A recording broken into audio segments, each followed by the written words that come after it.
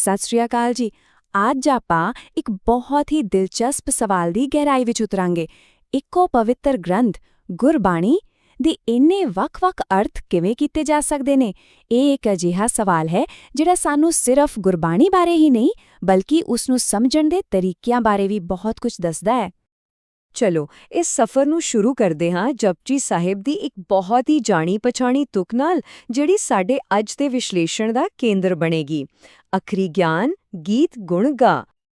ਅੱਛਾ, ਤਾਂ ਇਸ ਦਾ ਪਹਿਲਾ ਅਤੇ ਸਭ ਤੋਂ ਆਮ ਅਰਥ ਵੇਖੋ। ਇਹ ਬਿਲਕੁਲ ਸਿੱਧਾ-ਸਾਦਾ ਸ਼ਾਬਦਿਕ ਅਰਥ ਹੈ, ਪਰ ਕਹਾਣੀ ਇੱਥੇ ਖਤਮ ਨਹੀਂ ਹੁੰਦੀ। ਇਹ ਤਾਂ ਬਸ ਸ਼ੁਰੂਆਤ ਹੈ। ਤੇ ਫਿਰ ਨਾਲ ਦੀ ਨਾਲ ਸਾਨੂੰ ਇੱਕ ਹੋਰ ਵਿਆਖਿਆ ਮਿਲਦੀ ਹੈ। ਇਹ ਸ਼ਬਦਾਂ ਦੀ ਥਾਂ ਧੁਨੀ ਇਕਾਈਆਂ ਦੀ ਗੱਲ ਕਰਦੀ ਹੈ, ਮਤਲਬ ਕਿ ਇਹ ਲਿਖੇ ਹੋਏ ਸ਼ਬਦ ਨਾਲੋਂ ਬੋਲੇ ਗਏ ਸ਼ਬਦ ਦੀ ਸ਼ਕਤੀ ਤੇ ਜ਼ਿਆਦਾ ਜ਼ੋਰ ਦਿੰਦੀ ਹੈ। ਇੱਥੋਂ ਹੀ ਅਰਥਾਂ ਦੀ ਸੂਖਮਤਾ ਸ਼ੁਰੂ ਹੋ ਜਾਂਦੀ ਹੈ ਨਾ?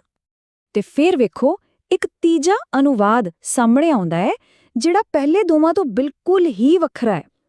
ਇਹ ਇੱਕ ਬਹੁਤ ਹੀ ਰਹੱਸਮਈ, ਇੱਕ ਦਾਰਸ਼ਨਿਕ ਪਹੁੰਚ ਹੈ ਜਿਹੜੀ ਸਾਨੂੰ ਸੋਚਣ ਤੇ ਮਜਬੂਰ ਕਰ ਦਿੰਦੀ ਹੈ।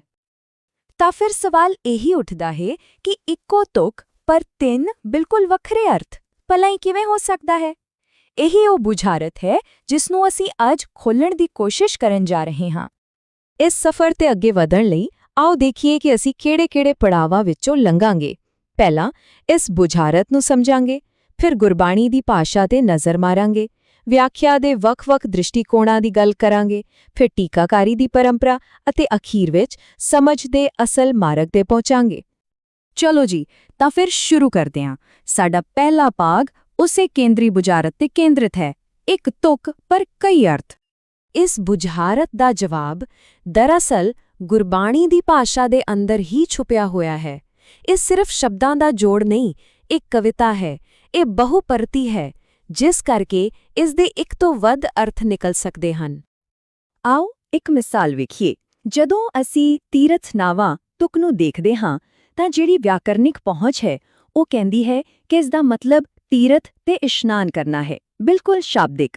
ਪਰ ਜਦੋਂ ਕੋਈ ਦਾਰਸ਼ਨਿਕ ਪਹੁੰਚ ਨਾਲ ਇਸ ਨੂੰ ਦੇਖਦਾ ਹੈ ਤਾਂ ਉਹ ਕਹਿੰਦਾ ਹੈ ਕਿ ਨਹੀਂ, ਇਹ ਤਾਂ ਅੰਦਰੂਨੀ ਰੂਹਾਨੀ ਸਫਾਈ ਦੀ ਗੱਲ ਹੋ ਰਹੀ ਹੈ ਜੋ ਰੱਬੀ ਹੁਕਮ ਵਿੱਚ ਹੁੰਦੀ ਹੈ। ਸ਼ਬਦ ਉਹੀ, ਪਰ ਨਜ਼ਰੀਆ ਬਦਲਣ ਨਾਲ ਅਰਥ ਹੀ ਬਦਲ ਗਏ। ਤੇ ਇਹੀ ਗੱਲ ਸਾਨੂੰ ਸਾਡੇ ਅਗਲੇ ਨੁਕਤੇ ਤੇ ਲਿਆਉਂਦੀ ਹੈ। ਵਿਦਵਾਨ ਗੁਰਬਾਣੀ ਨੂੰ ਵੱਖ-ਵੱਖ ਸ਼ੀਸ਼ਿਆਂ ਜਾਂ ਕਹਿ ਲਓ ਲੈਂਸ ਰਾਹੀਂ ਦੇਖਦੇ ਹਨ ਅਤੇ ਹਰ ਲੈਂਸ ਅਰਥਾਂ ਨੂੰ ਇੱਕ ਨਵਾਂ ਰੰਗ ਦਿੰਦਾ ਹੈ। ਇਹ ਚਾਰ ਮੁੱਖ ਢਾਂਚੇ ਹਨ ਜਿਨ੍ਹਾਂ ਨਾਲ ਵਿਦਵਾਨ ਕੰਮ ਕਰਦੇ ਨੇ। ਹਰਮਿਊਟਿਕਸ ਵਿਆਖਿਆ ਦੇ ਨਿਯਮਾਂ ਦਾ ਅਧਿਐਨ ਹੈ, ਵਿਆਕਰਣ ਭਾਸ਼ਾ ਦੀ ਬਣਤਰ ਨੂੰ ਫੜਦਾ ਹੈ, ਰਾਗ ਸਾਨੂੰ ਸੰਗੀਤਿਕ ਪ੍ਰਸੰਗ ਦੱਸਦੇ ਹਨ ਤੇ ਪ੍ਰਣਾਲੀ ਕਿਸੇ ਖਾਸ ਵਿਚਾਰਧਾਰਕ ਸਕੂਲ ਜਿਵੇਂ ਕਿ ਨਿਰਮਲਾ ਸੰਪਰਦਾ ਦੇ ਸਿਧਾਂਤਾਂ ਤੇ ਚੱਲਦੀ ਹੈ। ਹੁਣ ਇਹ ਸ਼ਬਦ ਹਰਮਿਊਟਿਕਸ ਸੁਣਨ ਨੂੰ ਔਖਾ ਲੱਗ ਸਕਦਾ ਹੈ, ਪਰ ਅਸਲ ਵਿੱਚ ਇਹ ਇੱਕ ਅਕਾਦਮਿਕ ਅਨੁਸ਼ਾਸਨ ਹੈ। ਇਹ ਇੱਕ ਤਰ੍ਹਾਂ ਨਾਲ ਵਿਆਖਿਆ ਕਰਨ ਦਾ ਰੂਲ ਬੁੱਕ ਹੈ ਜਿਹੜਾ ਸਾਨੂੰ ਸਿਖਾਉਂਦਾ ਹੈ ਕਿ ਕਿਸੇ ਗ੍ਰੰਥ ਦੇ ਅਰਥਾਂ ਨੂੰ ਸਹੀ ਢੰਗ ਨਾਲ ਕਿਵੇਂ ਸਮਝਿਆ ਜਾਵੇ। ਇਹ ਸਮਝਣਾ ਬਹੁਤ ਜ਼ਰੂਰੀ ਹੈ ਕਿ ਅਰਥਾਂ ਵਿੱਚ ਇਹ ਫਰਕ ਕੋਈ ਅੱਜ ਦੀ ਗੱਲ ਨਹੀਂ, ਇਹ ਤਾਂ ਸਦੀਆਂ ਤੋਂ ਚੱਲ ਰਹੀ ਇੱਕ ਬਹੁਤ ਹੀ ਅਮੀਰ, ਇੱਕ ਬੌਧਿਕ ਅਤੇ ਰੂਹਾਨੀ ਗੱਲਬਾਤ ਦਾ ਹਿੱਸਾ ਹੈ। ਤੇ ਇਸ ਪਰੰਪਰਾ ਨੂੰ ਟੀਕਾਕਾਰੀ ਕਿਹਾ ਜਾਂਦਾ ਹੈ। ਇਹ ਸਿਰਫ ਅਨੁਵਾਦ ਕਰਨਾ ਨਹੀਂ ਹੈ, ਇਹ ਤਾਂ ਗੁਰਬਾਣੀ ਦੇ ਡੂੰਘੇ ਅਰਥਾਂ ਨੂੰ ਖੋਲ੍ਹਣ ਦੀ ਇੱਕ ਕਲਾ ਹੈ, ਇੱਕ ਵਿਗਿਆਨ ਹੈ ਜਿਹੜਾ ਪੀੜ੍ਹੀ ਦਰ ਪੀੜ੍ਹੀ ਅੱਗੇ ਵੱਧਦਾ ਆ ਰਿਹਾ ਹੈ। ਤੇ ਇਹ ਪਰੰਪਰਾ ਸੱਚਮੁੱਚ ਸਦੀਆਂ ਪੁਰਾਣੀ ਤੇ ਬਹੁਤ ਅਮੀਰ ਹੈ। ਸ਼੍ਰੀ ਗੁਰੂ ਪ੍ਰਤਾਪ ਸੂਰਜ ਗ੍ਰੰਥ ਵਰਗੇ ਮਹਾਨ ਗ੍ਰੰਥ ਇਸ ਟੀਕਾਕਾਰੀ ਪਰੰਪਰਾ ਦੇ ਬਹੁਤ ਵੱਡੇ ਥੰਬ ਹਨ। ਪਰ ਇਹ ਸਿਰਫ ਇਤਿਹਾਸ ਨਹੀਂ, ਇਹ ਪਰੰਪਰਾ ਅੱਜ ਵੀ ਜਿਉਂਦੀ ਹੈ। ਹੁਣ ਯੂਨੀਵਰਸਿਟੀਆਂ ਵਿੱਚ, ਅਕਾਦਮਿਕ ਰਿਸਾਲਿਆਂ ਵਿੱਚ ਗੁਰਬਾਣੀ ਤੇ ਖੋਜ ਹੋ ਰਹੀ ਹੈ ਜੋ ਇਸ ਮਹਾਨ ਸੰਵਾਦ ਨੂੰ ਹੋਰ ਅੱਗੇ ਲੈ ਕੇ ਜਾ ਰਹੀ ਹੈ। ਇਸ ਵਿਕਾਸ ਤੇ ਇੱਕ ਝਾਤ ਮਾਰੀਏ। ਇਹ ਸਫ਼ਰ 10ਵੇਂ ਗੁਰੂ ਦੇ ਸਮੇਂ ਤੋਂ ਸ਼ੁਰੂ ਹੁੰਦਾ ਹੈ ਜਦੋਂ ਨਿਰਮਲਾ ਸੰਪਰਦਾਇ ਦੀ ਨੀਂਹ ਰੱਖੀ ਗਈ। ਫਿਰ 19ਵੀਂ ਸਦੀ ਵਿੱਚ ਫਰੀਦਕੋਟ ਟੀਕਾ ਇੱਕ ਮੀਲ ਪੱਥਰ ਸਾਬਿਤ ਹੋਇਆ। 20ਵੀਂ ਸਦੀ ਵਿੱਚ ਭਾਈ ਵੀਰ ਸਿੰਘ ਵਰਗੇ ਵਿਦਵਾਨਾਂ ਨੇ ਨਵੇਂ ਦ੍ਰਿਸ਼ਟੀਕੋਣ ਪੇਸ਼ ਕੀਤੇ ਅਤੇ ਅੱਜ ਇਹ ਗੱਲਬਾਤ ਪੂਰੀ ਦੁਨੀਆ ਵਿੱਚ ਡਿਜੀਟਲ ਪਲੇਟਫਾਰਮਾਂ ਤੇ ਹੋ ਰਹੀ ਹੈ।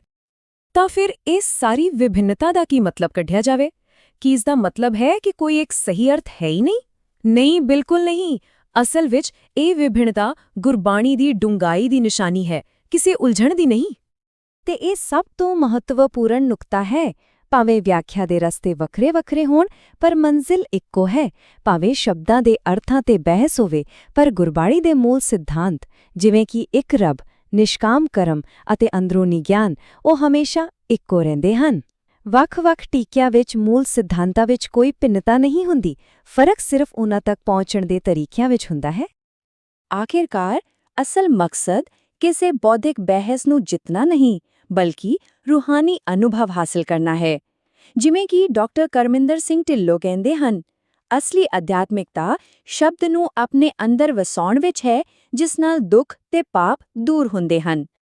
ਤੇ ਇਸ ਲਈ ਅਸੀਂ ਇਸ ਸਵਾਲ ਨਾਲ ਇਸ ਵਿਚਾਰ ਨੂੰ ਸਮਾਪਤ ਕਰਦੇ ਹਾਂ। ਜੇਕਰ ਗੁਰਬਾਣੀ ਇੱਕੋ ਸੱਚ ਤੱਕ ਪਹੁੰਚਣ ਲਈ ਕਈ ਮਾਰਗ ਦਿਖਾਉਂਦੀ ਹੈ ਤਾਂ ਇੱਕ ਸੱਚੀ ਖੋਜੀ ਨੂੰ ਕਿਹੜਾ ਮਾਰਗ ਚੁਣਨਾ ਚਾਹੀਦਾ ਹੈ?